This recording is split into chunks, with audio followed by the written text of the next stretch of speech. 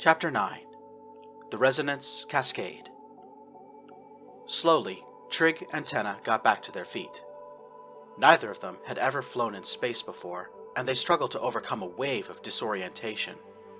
Wobbling dangerously, Tenna reached out and put her hand on Trig's arm. He let out an audible gasp and jolted. "Let me just hold on to you for a sec," Tenna muttered. "The whole world is spinning." "Whoa, don't freak out, kids," said a nearby voice. "The gravity sickness will wear off momentarily. We're under thrust right now. Rulan's trying to match Edelton's gravity for you."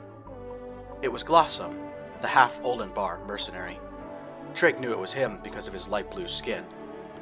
Glossum was leaning in the doorway, regarding the two children with a half-smile. "It seems like you kids are in a real jam," Glossum said. "Come on, the captain's calling a meeting to figure out what to do with you." Trig and Tenna found themselves inside of a strange room in the center of the starship. As the mercenaries gathered, Glossum explained.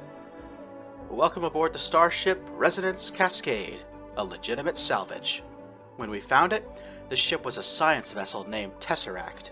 She was derelict in the Roxolana system, and we pieced her back together. This room used to be the physics lab, now we've made it into an armory." All 7 members of Team R4 entered the room, and Captain Cantor folded his arms. When Cantor spoke, he addressed the group in the Oldenbar language. Trig, who spoke Birkin natively, had to strain his ears and concentrate to keep up. "Okay, so Ponnico brought me up to speed. These 2 kids are being chased by people who might be from his old life. As team lead, I'm making a command decision. We deal with the situation first. Top priority." Tactical Officer Rulan pulled a tablet computer from his pocket and started tapping on the screen. "What's our first course of action?" Rulan asked. Ponnico gestured at Trig. "We must go to the homeworld and speak to this boy's mother," Ponnico said. "If what I saw in his home is true, then she and I may have met during the war. I might be able to recognize her and get some answers." "After that, we go to Venka Urbo and meet with Manius," Captain Cantor said. "He'll point us in the right direction. Ponnico, these 2 kids are your responsibility while we travel." Then Cantor turned to face Trig and Tenna. "Now, why don't the 2 of you introduce yourselves? We're going to be traveling together, it seems, so tell us your stories." Trig went first. He explained how Pentua and Ellie adopted him after his biological mother was imprisoned. He talked about Ellie's violent death during the protests and concluded with a rundown of his mysterious premonitions. Then Tenna spoke. It was the first time Trig got to know anything about her, and to say he was fascinated was an understatement. He hung on Tenna's every word, feeling as though the movement of her mouth was going to hypnotize him. "My name is Pontenna Honora from Colonia Emeridia on the Lightwater Moon," she began. "Just call me Tenna. I live and work on Sharecrop 15, a farm just outside the city. I fly duster drones and sleep in a dorm on the job site. All this that's happening, it's the first time I've left the job site in about 3 years."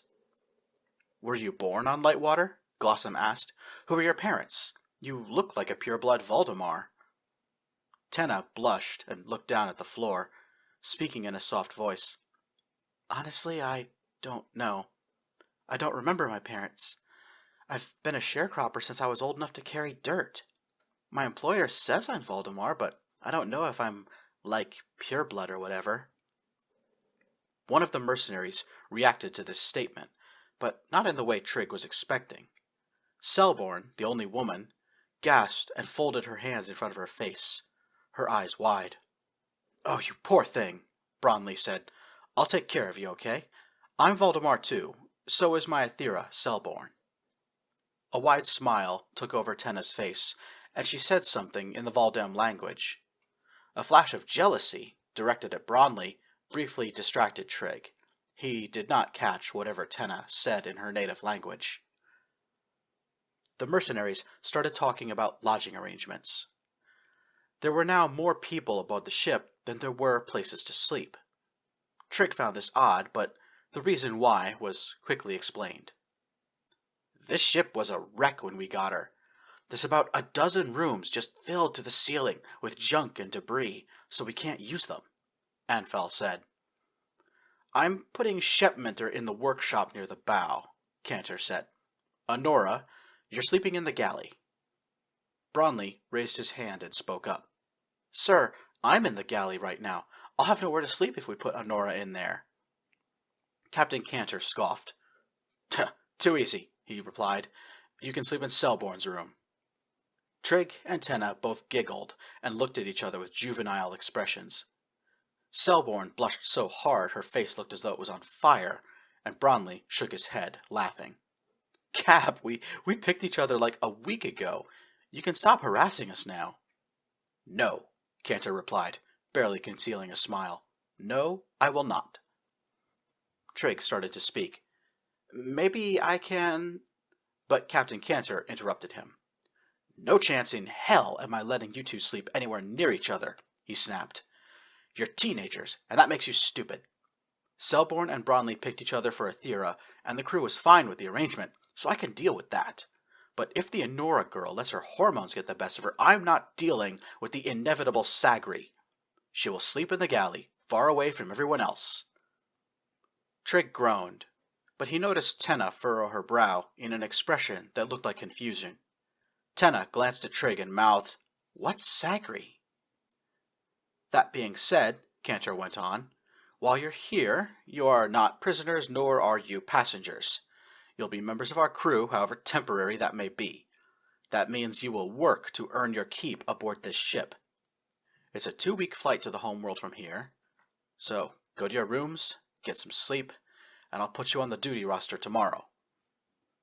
Selborne swooped in and put her arm around Tenna in a motherly manner. As she led Tenna out of the room, Selborne bombarded her with questions. How old are you? 12? What is the gravity and air pressure like on Lightwater?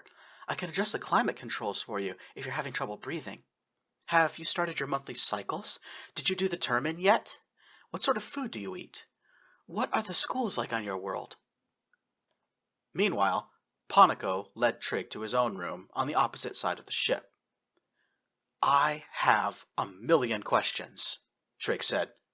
I know, Ponnico replied. You said you might know my mom, Trig blurted out. Maybe, Ponnico said. So far, I think there's a chance. I've got another question. Very well, go ahead. Tenna kept saying how she thought she was on the Lightwater moon, Trig explained. We had to tell her a couple of times she was really on Eddleton, and I don't think she got it until the end. How could she move from one moon to another without realizing it? Ponnico's brow furrowed. Young man, I think you've just confirmed one of my theories. I believe I have the answer as to how she arrived on Eddleton and some other things, but I won't be able to explain until we have a few more pieces of the puzzle. I won't act until I have solid, verifiable knowledge. Ponnico looked as though he needed to think about a lot of things. For now, let's get settled in. 2 weeks is a long time if you've never flown in space before.